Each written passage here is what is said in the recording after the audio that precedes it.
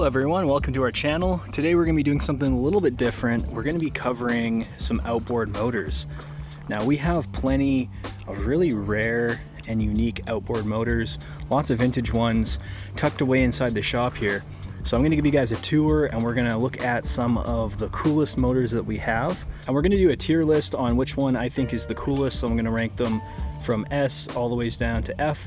And I'll put them in a little category as we go, but let's take a look at some of these really awesome outboards that we have. Now, like I said, we have little motors kind of tucked away everywhere. They're in every little nook and cranny all over the place.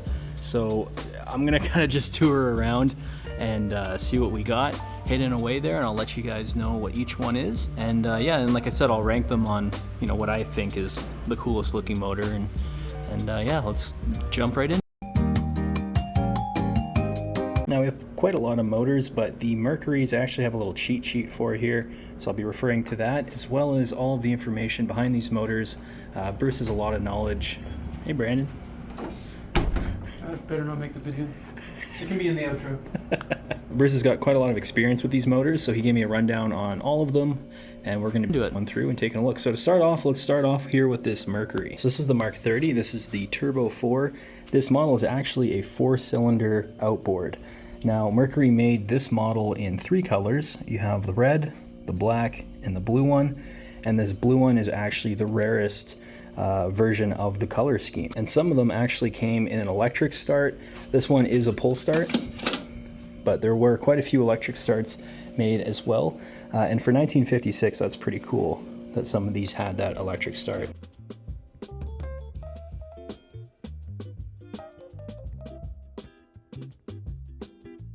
So I'm going to rank this one in a B tier. It's a pretty cool look. I like the chrome on the side, and the blue is absolutely fantastic. But it's not the most unique looking one we have. It is kind of like late 50s. Might move that around a little bit later, but for now let's say B tier with this one. So this one's kind of cool. This is the Chris Craft Challenger. Now something neat about Chris Craft is they only made these for 4 years. They had to stop production because they were in a bit of a legal trouble for the design on this lower leg. And instead of going through the process, they just decided to stop producing these. So they made them starting in 1949, and again, they made it for about 4 years. Now, this model, the Challenger, is only about 5.5 horsepower. They did make a second model, I'm not sure the name of that one, but it was actually 10 horsepower, and all models that they made were just this one kind of blue color. One thing I do like is the little fins on the side here, and this kind of, I don't know what you call this, motorcycle style gas tank kind of look on the top. It's very slim, and for the tiny little space it takes up, it's got a lot of design in such a small area.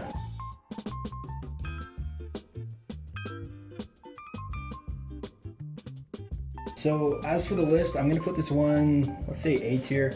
I like the look of it. It's very slick. It's got a really nice design. I am a bit of a sucker for Chris Craft.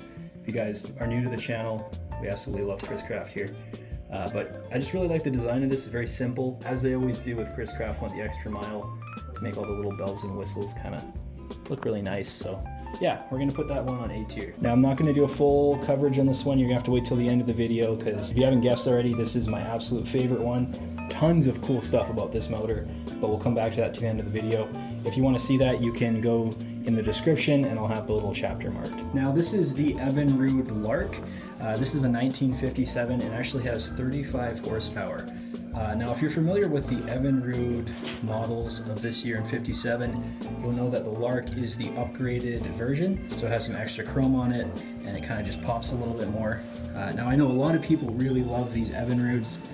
You can see that Cadillac-esque design on the front here. Fairly normal looking leg and a little VIN pattern down here. But let's take a look on the inside and see what it has. So this one has the screws removed at the moment, so it just kind of pops off. And then there's these latches that we open. And you open this latch here, and then it should just swing over. That's the inside of this Evinrude. I'm always a big fan of these unique mechanical builds that people come up with. One thing I like about these outboards is the starter is just right here.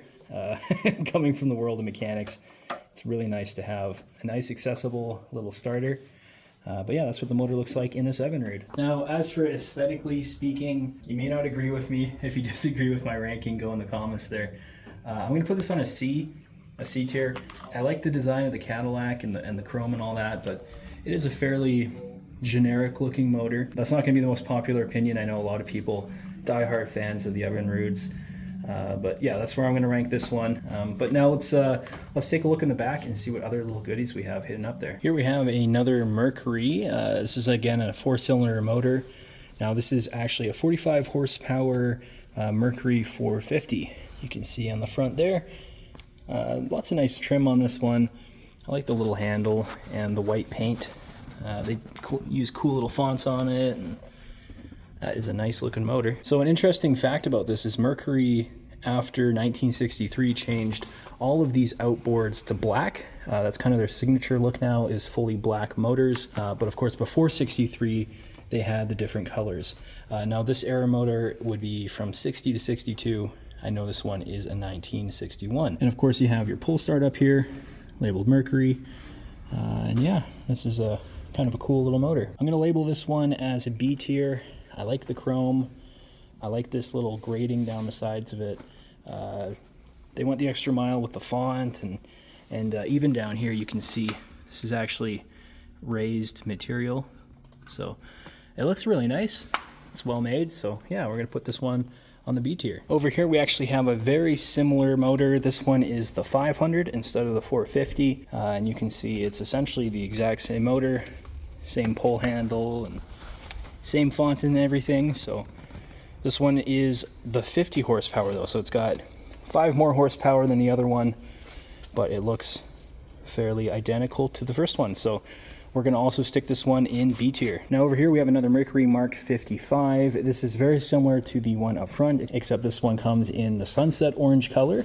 This is a 56 motor, this Mercury. And believe it or not, this Mercury actually does come with an electric start. It says Merc Electric right there. So back in 56, they had the electric starting outboards, which is really cool. That's an awesome little feature.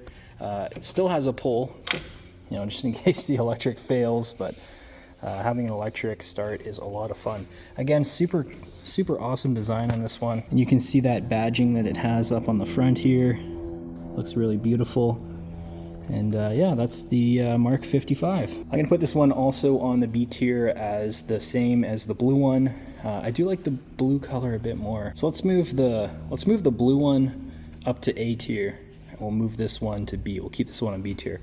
Let's go take a look now upstairs at those motors. We got quite a lot of unique motors up there. Now we have a number of different brands of outboard motors, but we're going to start with this one right here. This first motor is a Johnson & Johnson, and it would be pre-war era. I absolutely love pre-war. Very tiny little motor, like you can see my hand next to this blade, this little prop here. You can see how small this little motor is, but that would be your fuel tank right here.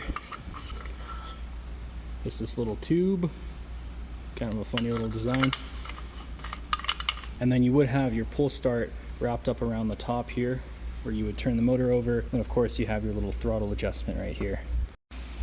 So this is a really cool little motor. I love pre-war motors. I'm kind of a sucker for them. But I'm gonna put this one in B tier. It is a little bit bare bones, and it isn't the coolest looking pre-war.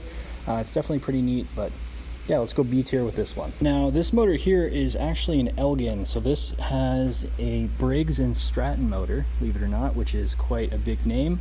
And this motor was sold at Sears back in the day. Now this little motor has about 3 horsepower, and I believe this is roughly 1960 to 1970s for this little guy. Now as for coolness and how it looks and all that, I'm going to rank this one as A tier.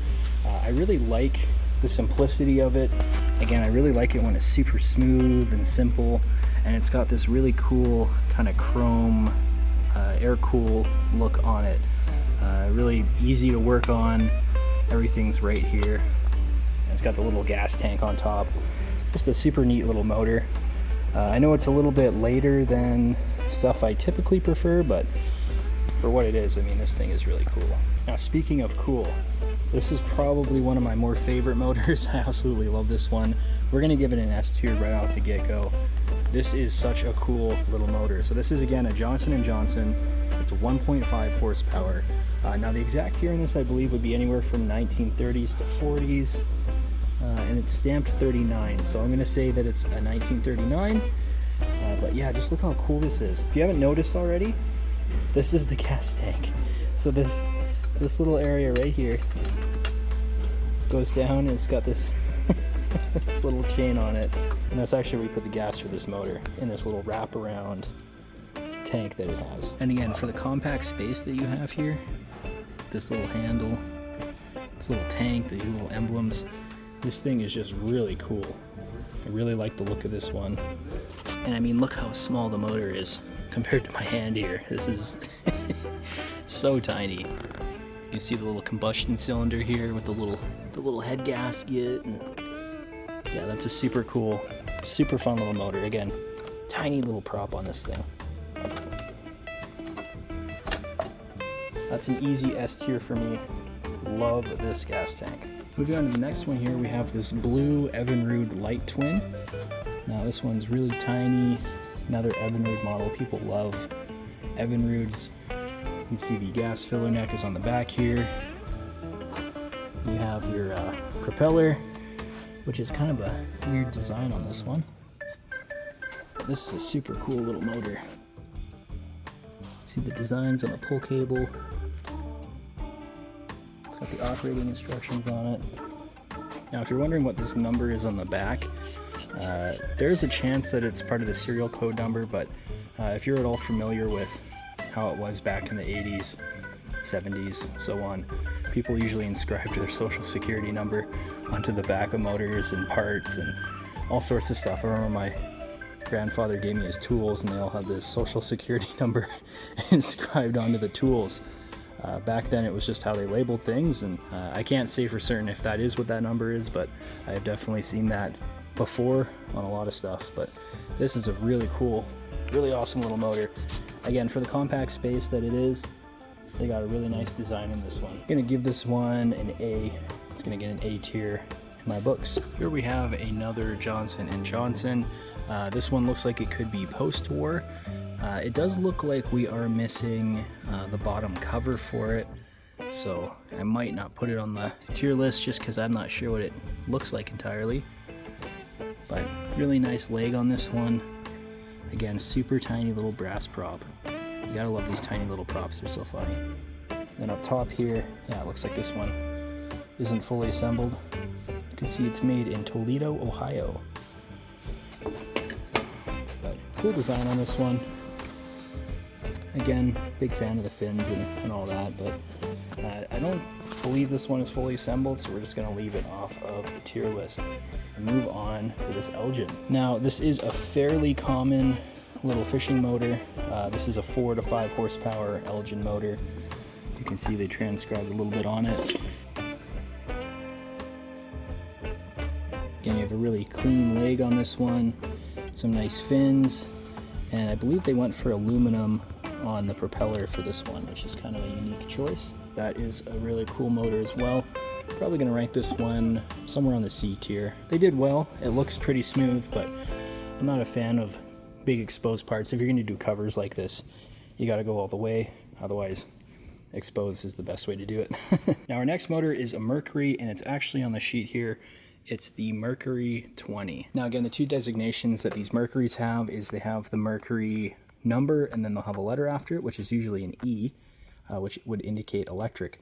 This one is non-electric start, but this is really cool. Like, look how smooth all of this is.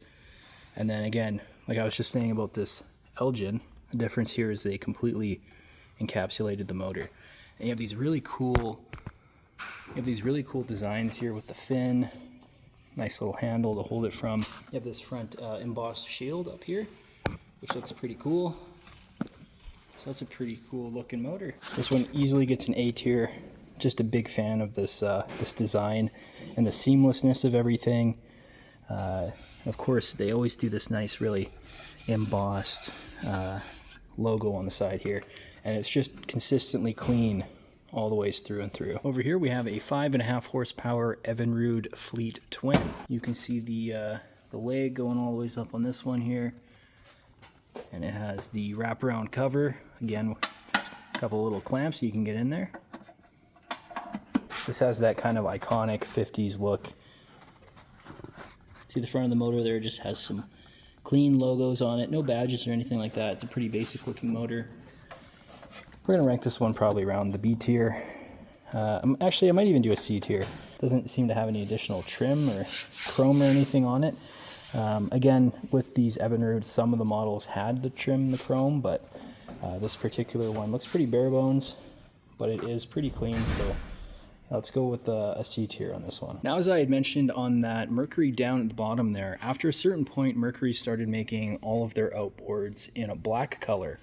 They went with full black on the color scheme. And the difference between the different Mercuries is the stripes on it. So this one has a blue stripe, and this one has the red stripe. And you can typically tell the age of the motor by the color that it is. So this is a 1969, and it has the red stripe on it. It's 110, and it's labeled as a 9.8 horsepower. And it's only 2 cylinders, believe it or not.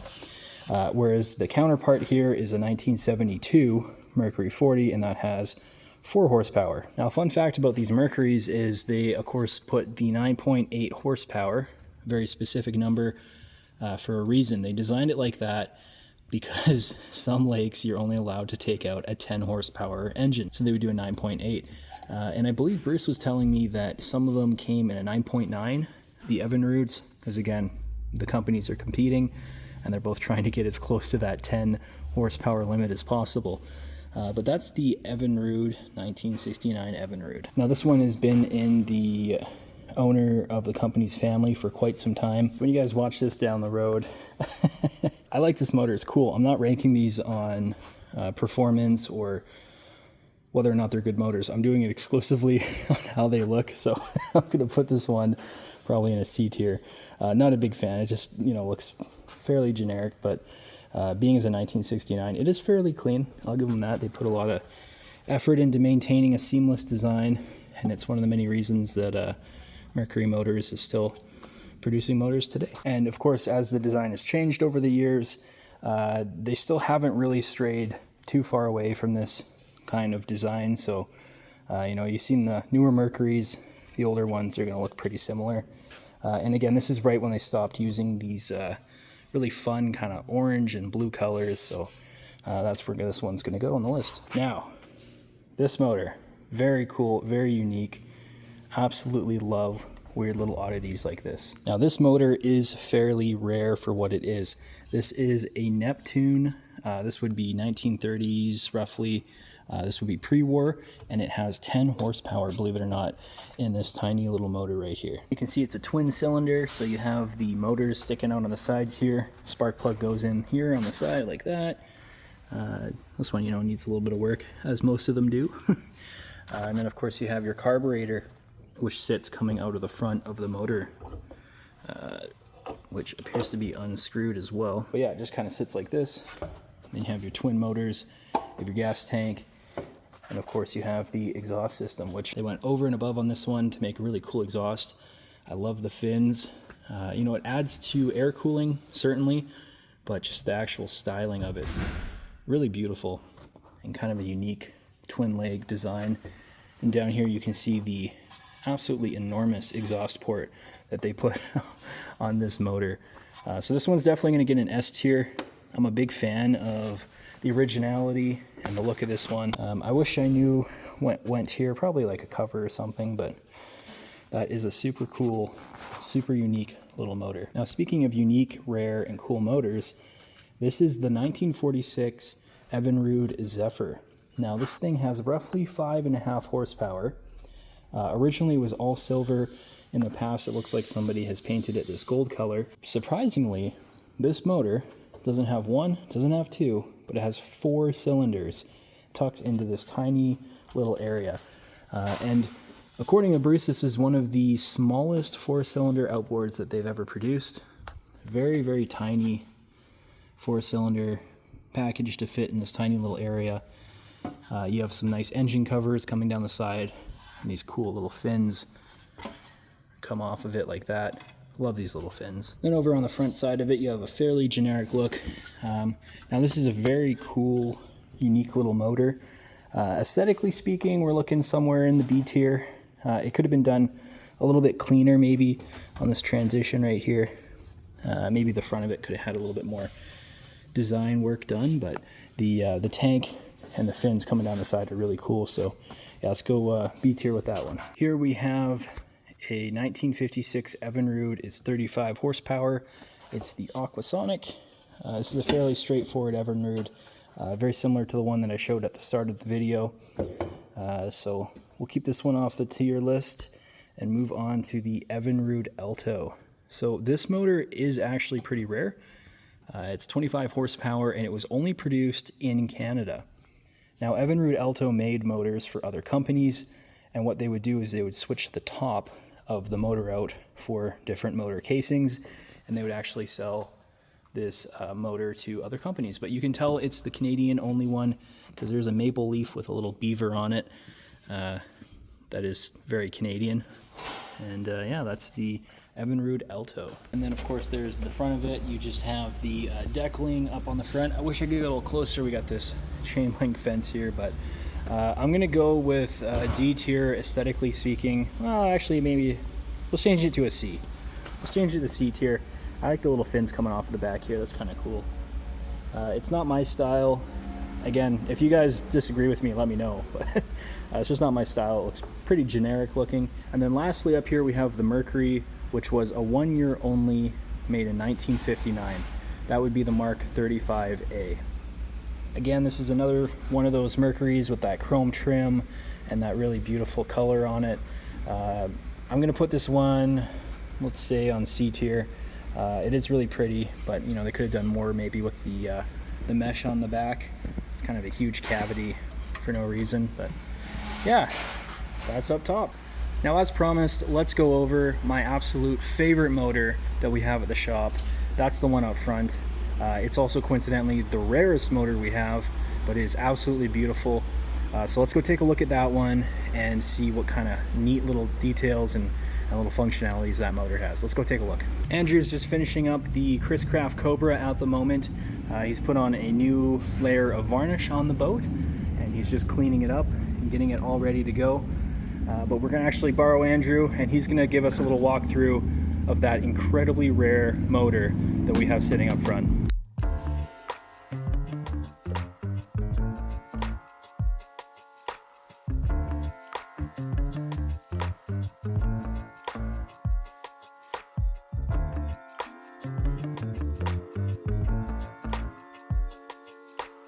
While we're waiting for Andrew, we'll say hi to the puppies here. You have Bibbidi and Gus. Good poochies. Who's a good dog? Look how sweet. Oh, okay. So we got the motor here, and we're going to ask Andrew a few questions about this beautiful motor. Hi, Andrew here. This motor is a very, very rare Watermota. Watermota Speed, built in 1929 in England by the Walter D. Fair Company, a very, very innovative company, which shows that Britain was well in the race and produce not only first-class motorcycles of that era, but also use that technology to go into racing outboard motors. This one here is virtually all aluminum. It has a very, very special ML carburetor on it, and I was having trouble figuring out where to get parts for this, or even to try and understand what it was all about. And I took a chance and looked up classic motorcycle parts, and sure enough, this whole system here was used on classic British motorcycles in the 1920s and 1930s, and even up probably into the 30s and 40s, I don't know. Riley can certainly comment about how this operates, because he rebuilt the carburetor. Bit of a technological wonder, I think. He also restored this, which is a magneto, and again, he can explain how that works, but again, very innovative way of producing spark on a motor that doesn't have a battery. Fuel tank back here. I polished all the aluminum on here and tried to get it sort of back up to factory standards. I did wonder why it had two caps on the tank.